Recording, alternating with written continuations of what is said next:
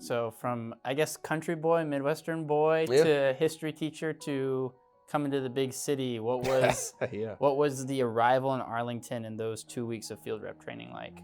You know, that is interesting because I don't know if I've told this story too much, but it was an absolute, like, I guess an epiphany moment. You know, in life, occasionally you'll go along and then you hit certain moments where you're like, oh, this is a really big deal. And if I do this right, it's going to change my life. And I don't know if many people have that with LI, but for me, not coming from a political background, not really knowing anything about it, I realized, like, this, in one kind of serious moment, like, this is what I want to do with the rest of my life. And this is a serious deal for me. So first of all, getting on a plane I'd only flown, I think, maybe twice in my life at that point. And the fact that an organization was willing to invest in me to fly me out to this world-class training in a facility that they owned, and obviously a world-class training facility, it was not only impressive, but it also showed me, like, hey, these guys are serious. This isn't trying to get me to sell insurance or Cutco knives or Tupperware. Like, this is a real deal. And so got off the plane at Reagan, get onto the metro, never been on a metro, come to LI, and I remember looking around, getting out in Clarendon, looking around and being like, wow, this is the big city.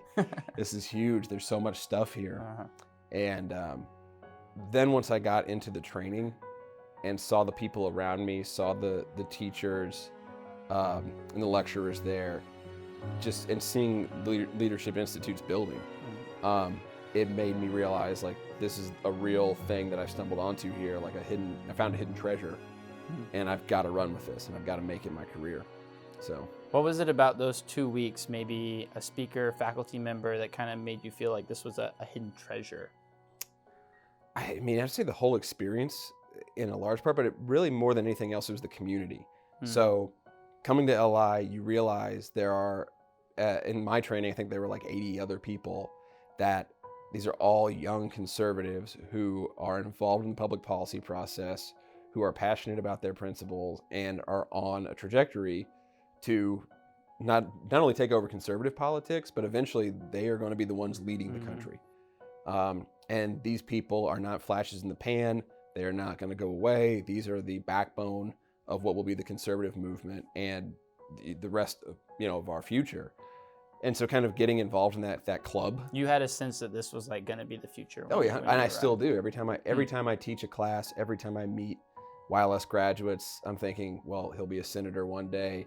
That they don't know it yet, but they're going to run some organization. They're big deals, and you stick around long enough, and you can see that progression. And people that I took my YLS with now are, I mean, there's elected officials, there's chiefs of staff, there are people that are starting to really make a long-term career for themselves. And I guess it was kind of getting into that community and realizing that I was part of an organization that not only encouraged that, but created it.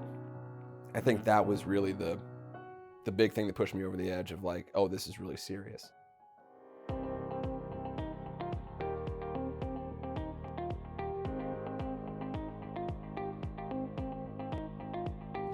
Thanks so much for watching. To see our latest video, click here. And to make sure you don't miss any future videos, be sure to subscribe. And since you're still here, give this video a thumbs up.